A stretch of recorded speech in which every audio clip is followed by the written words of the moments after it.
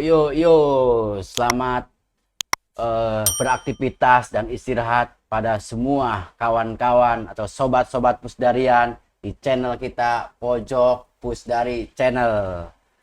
Dengan saya di sini Kang Kempus dan sebelah kanan saya adalah Kang Nana. Kita adalah dua Kang Kung.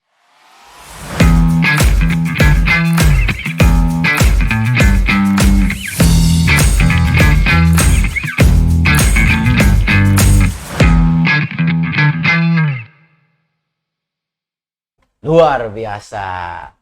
Semangat Kang. Nih saya lihat berita terkait masalah hasil survei ya di Litbang Kompas itu. Jadi judulnya begini, apakah Anies Baswedan meningkatkan suara elektoral Partai Nasdem? Menurut Kang Nana gimana? Nah itu sekarang lagi rame terkait para mungkin buat para pengamat dan juga ya para simpatisan lah atau relawan lah terkait hasil rilis survei Litbang Kompas ini. Jadi Litbang Kompas ini melakukan survei pada 25 Januari sampai 4 Februari di tahun 2023 ya, dan diikuti oleh sekitar 1.202 responden yang diambil di 38 provinsi, tentunya secara profesional gitu kan. Nah itu ini Litbang Kompas ini menemukan bahwa hasil survei ini menunjukkan bahwa elektabilitas Partai Nasdem itu mengalami peningkatan yang tadinya 4,3% menjadi 7,3%. Gitu. Salah satu penyebabnya adalah efek ekor jas ya kalau di bahasa ininya itu, kalau bahasa pengamatnya itu saya juga nggak tahu ya efek ekor jas itu. Menyebutkan bahwa dengan pencapresan Anies Baswedan itu memberikan dampak elektoral ternyata terhadap Partai Nasdem gitu kan. Memang sih sebelum-sebelumnya ya banyak lembaga survei yang bilang bahwa pencapresan Anies itu tidak memberikan dampak elektoral terhadap Partai Nasdem. Nah pada saat ini Litbang Kompas merilis gitu bahwa ada loh gitu yang tadinya 4,3% menjadi 7,3%. Nah apa yang dilakukan oleh Partai Nasdem? Salah satunya adalah melakukan kegiatan safari politik itu, gitu. Di antaranya contoh halnya di Banten, gitu kan, Anies Baswedan bersama Partai Nasdem mengadakan safari politik yang viralnya adalah rumah Gubernur Banten, Wahidin Halid itu ya, ada dilempari ular kalau nggak salah ke rumahnya itu ya, itu yang jadi viral trendingnya. Dan pada waktu itu Anies juga melakukan kunjungan yang kedua kalinya katanya ya ke suku Baduy. Nah setelah itu dia melakukan safari politik juga di di Kabupaten Ciamis bersama Partai Nasdem juga. Terus di Jawa Barat mulai dari Bekasi, Karawang, dan terakhir di Kota Bandung. Dan yang setelah itu dilakukan di NTB juga, di Lombok itu, dan terakhir di mana, di Padang ya, Sumatera Barat, dan terakhir sekarang itu di Samarinda. Nah itu di Kalimantan, sampai ya ada senam sehat atau jalan sehat dengan salah satu ormas ormas. Nah itu jadi sekarang mulai publik itu melihat bahwa Anies Baswedan itu adalah Partai Nasdem ya kan, dan Partai Nasdem itu adalah Anies Baswedan. Nah dengan itu ternyata memberikan dampak secara elektoral gitu terhadap Partai Nasdem gitu, sampai suara-suara yang pemilih di Partai Demokrat, PKS itu tergerus lah ke Partai Nasdem. Nah itu Kompas juga merilis ada sekitar dari 10 partai yang lolos ya di PT 2019 itu, yang masih perkasa itu tentunya di PDIP gitu ada 22,9% gitu kan, yang masih ya pengaruh dari Ganjar itu masih sedikit ya kuat, termasuk ya juga Jokowi kan kayak gitu. Yang kedua adalah ada Partai Gerindra karena punya sosok Prabowo dan digadang-gadang sebagai capres gitu ya, itu di angka 14,3%. Dan juga ada Golkar.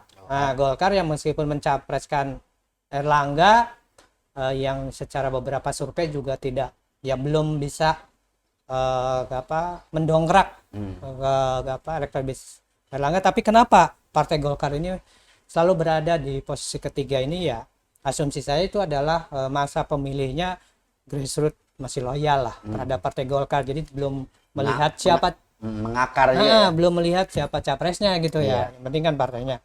Terus ada Partai Demokrat, ini di tahun-tahun sekarang ini mulai mengalami peningkatan juga gitu ya.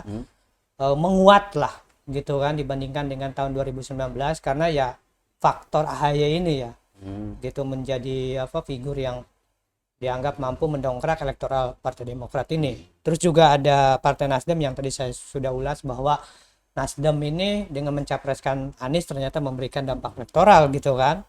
Dan PKB ya, PKB 6,1% ini yaitu pemilihnya ya masih Nahdliyin, NU gitu, grassroots lah gitu kan. Dan nah itu, dan ya kalau melihat secara ketum Muhaimin Iskandar ya masih belum maksimal di elektabilitasnya kan.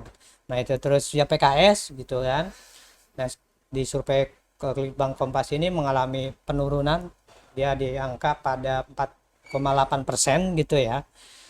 Dan nah ini ada yang menarik adalah di Perindo ini 4,1% gitu kan, mengalami peningkatan. Ini ada beberapa, mungkin pertama Perindo setelah yang dari NTB itu mantan gubernur ya. NTB itu Majid ya, Jenul Majid kalau nggak salah ya, sebagai ketua harian kalau nggak salah ya, sebagai ketua harian itu ternyata memberikan dampak elektoral mungkin. Yang kedua ya dengan sosialisasi di media-media network itu, MNC network itu memberikan harapan lah terhadap Perindo ini kan. Nah itu. Nah terus ada P3. Nah P3 dan PAN ini tidak lolos PT kalau berdasarkan hasil survei ini. P3 ada 2,3% dan PAN 1,6% gitu kan. Nah dua partai ini setiap pemilu terutama 2019 selalu digadang-gadangkan dari beberapa survei mereka tidak akan lolos PT. Tapi ketika 2019 pemilu mereka lolos PT gitu kan. Tentunya ya dua partai ini sudah berpengalaman lah bagaimana caranya untuk menaikkan supaya lolos PT lah. Nah itu, jadi mereka ya ada beberapa berita juga dari beberapa pengurus juga tidak terlalu dengan hasil survei itu ya tanggapinya ya biasa aja gitu, nggak terlalu panik lah gitu kan. Nah itu, nah makanya P3 ini untuk supaya mengalami peningkatan elektoral lah atau partai elektabilitas partai ini, P3 saya melihat ada Erick Thohir ini sudah mulai akrab dengan P3 ini. Nah itu juga mungkin ya. Terlepas sebagai cawapres atau capres dari P3, tapi setidaknya untuk orang yang senang dengan sosok Erick Thohir ini, dia akan tertarik lah untuk milih P3 gitu kan. Nah itu, dan Erick Thohir P3 pernah juga Erick Thohir hadir di acara P3, tapi beberapa akhir ini Sandiaga Uno ini mulai ya banyak isu-isu lah. Nah itu kan merapat ke P3 dan lain-lain. Dan di acara-acara P3 acara P3 Sandiaga Uno hadir. Nah itu kan. Nah itu. Terus di PAN ini yang PAN ini juga menarik gitu, yang sudah mulai akrab dengan Erick Thohir ini ya. Ada dua tempat kalau nggak salah ya, yang saya pantau, yang saya perhatikan itu, baca itu, pertama di Depok gitu kan, Erick Thohir hadir di situ. Yang terakhir adalah di Bandung dengan slogannya yang bagi saya sangat mengena sekali gitu, yaitu Bandung Lautan Biru gitu. Nah itu, nah ini ya mudah-mudahan P3 dan PAN ini juga lolos ke di pemilu 2024 nanti kayak gitu ya. Pastinya yang pasti bahwa figur capres dan cawapres itu untuk partai itu sangat menentukan kayak gitu. Berarti maksudnya ketika dua partai yang tadi Kang Nana sebutkan belum masuk ini kan ya apa tadi yang Kang Nana sebutkan PT itu. Ya PT itu ya salah satu untuk mendongkrak suara partai tersebut itu. Mungkin segera itu ya, segera mendeklarasikannya, mungkin gambaran umumnya seperti itu ya. Nah. Siapa sosok-sosok tokoh nasional gitu kan, biar bisa Betul. meningkatkan suara partainya, mungkin Nah gitu itu, ya. nah itu karena ya tentunya untuk menentukan sosok capres atau cawapres dari masing-masing partai itu harus ya pasti ada kajian yang sangat mendalam kan. Nah itu apakah ini akan memberikan dampak atau tidak. Nah itu kan apa yang saya amati ya. Nah itu tapi ini yang menarik juga ya bahwa PKS dan PKS dan Demokrat ini kan sudah mendeklarasikan Iya. secara sudah mendeklarasikan bahwa Anies Baswedan ini sebagai Calon presiden. capres lah gitu kan. Tapi ya khususnya buat PKS itu belum memberikan dampak elektoral itu kan. Nah saya nggak tahu nih next depan apakah PKS akan mengadakan safari politik nih dengan menggait Anies Baswedan untuk diajak keliling gitu kan, atau Demokrat mengadakan safari politik juga dengan membawa Anies dan AHY untuk keliling. Nah itu karena apa lagi-lagi untuk para pemilih ini yang mereka juga tentunya sudah ya punyalah pilihan-pilihan gitu ya ke sosok A ke sosok B gitu kan, dan tentunya akan berdampak nanti di pilegnya itu, pemilihan legislatif itu. Itu. Oke, luar biasa kawan-kawan Pusdarian atau sobat Pusdarian, begitulah kilasan dari penikmat kopi itu Kang Nana ya, terkait masalah survei Litbang Kompas tentang Capres Anies gitu kan. Mungkin begitu, nanti insya Allah pada lain hari kita akan ketemu lagi di Pojok Pusdari Channel, Kopdar dan review isu. Terima kasih. Billahi taufiq wal hidayah. Wassalamualaikum warahmatullahi wabarakatuh.